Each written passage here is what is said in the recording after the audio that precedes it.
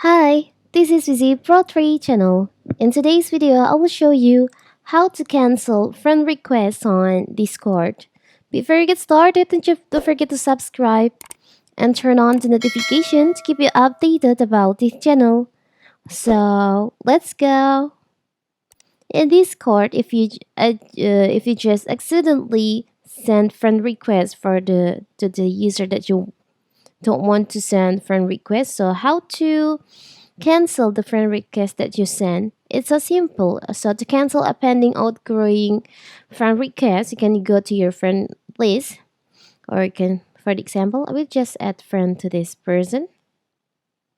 As you can see here, pending. If you want to cancel it, you can just tap on that on the pending in here, and there's an option cancel friend request. Are you sure you want to cancel your friend request to this user? You can just tap on send request.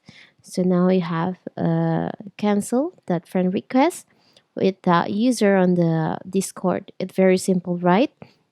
So if you just accidentally send a request friend to someone on Discord, you can just cancel it. So that is how to cancel friend requests on Discord.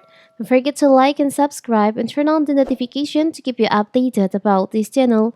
Thank you and see you.